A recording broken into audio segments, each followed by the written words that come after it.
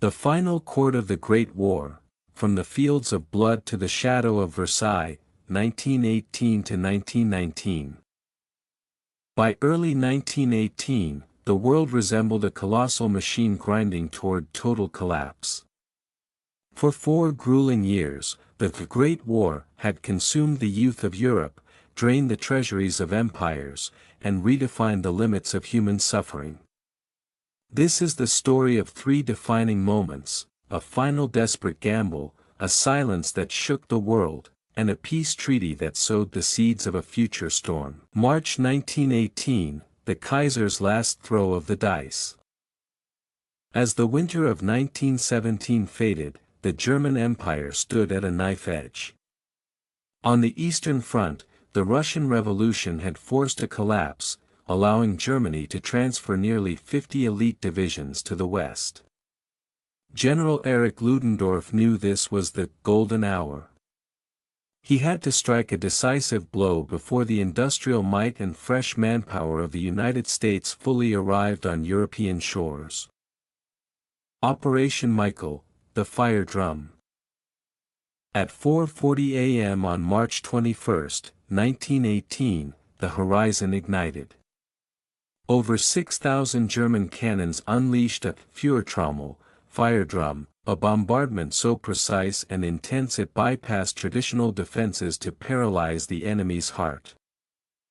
Out of the acrid fog emerged the Stoßtruppen, stormtroopers.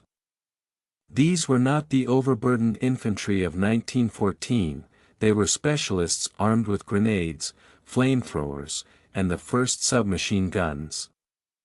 They didn't capture trenches, they bypassed them, infiltrating deep into the rear to cause chaos. In just days, the German line surged forward 60 kilometers, an unthinkable distance in a war previously measured in inches. The mirage of victory. But the German spring offensive carried the seeds of its own ruin.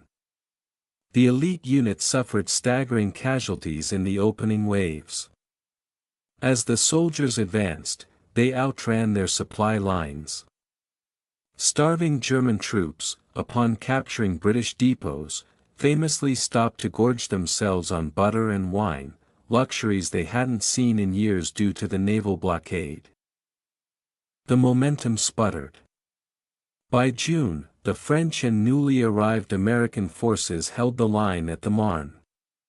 Ludendorff had thrown his final punch, he had bruised the Allies, but he had failed to knock them out. The German army was now a hollow shell, exhausted and overextended. November 11, 1918, the 11th hour. By autumn, the Central Powers were crumbling like a house of cards. Bulgaria, Turkey, and Austria-Hungary exited the conflict. Inside Germany, the home front had broken. Sailors mutinied at Kiel, and the specter of revolution haunted the streets of Berlin. Kaiser Wilhelm II was forced to abdicate, fleeing to the Netherlands. The railway carriage in the woods. In the quiet forest of Compiègne, inside private railway carriage number 2419D, the French Marshal Ferdinand Foch met the German delegation. There was no negotiation. The Germans were presented with terms that amounted to total military submission. At 5:12 a.m. on November 11, the papers were signed. The ceasefire was set to begin at exactly 11 a.m. The final minute. The tragedy of the Great War continued until the very last second. Officers on both sides, driven by pride or bitterness, ordered final charges. Henry Gunther, an American soldier, was killed at 10:59 a.m., just 60 seconds before the peace. The deafening silence. At 11 a.m., a strange, terrifying silence fell across the Western Front. It was a silence so sudden it reportedly caused physical pain to the ears of soldiers used to the constant roar of artillery. Men stepped out of the mud, looking across no man's land, not with hatred, but with a hollow, shell-shocked gaze. In London and Paris, millions danced in the streets.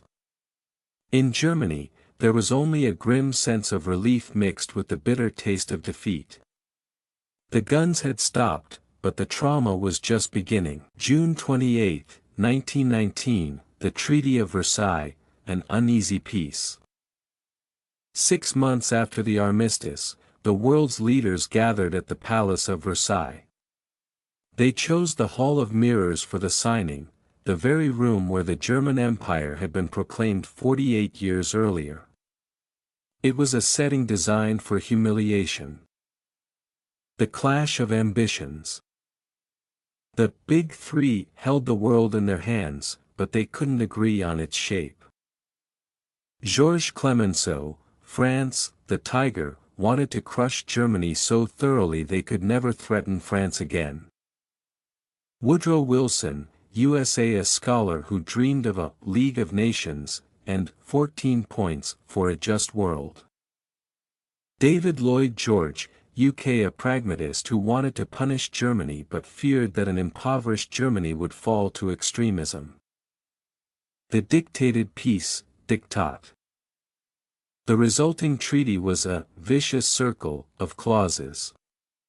Germany was forced to accept Article 231, the War Guilt Clause, claiming sole responsibility for the conflict. They were hit with astronomical reparations, lost significant territories, and had their military reduced to a mere 100,000 men with no tanks or planes. The 20-year armistice. When the German delegates signed the document, they weren't just ending a war, they were signing the death warrant of German pride. Marshal Foch, watching the proceedings, famously remarked with haunting accuracy, "The treaty failed because it neither reconciled Germany nor permanently disabled it. Instead, it left a great nation humiliated, impoverished, and deeply resentful." The children who starved in 1919 would become the soldiers of 1939, fueled by the narrative of a stab in the back. Epilogue, the echoes of the past. The events of 1918 to 1919 serve as a profound lesson in the fragility of human civilization. March 1918 showed that raw military power cannot overcome a lack of resources and spirit. November 1918 reminded us that every life lost in the final minutes of a conflict is a tragedy beyond measure. June 1919 taught the world that a peace built on vengeance is merely a prelude to a greater catastrophe. The guns fell silent in 1918, but the ink used at Versailles ensured that the echoes of those shots would be heard again, louder and more devastating, just 2 decades later. History does not repeat, but as we look back at these 3 dates, we can hear it rhyming in the most somber of tones.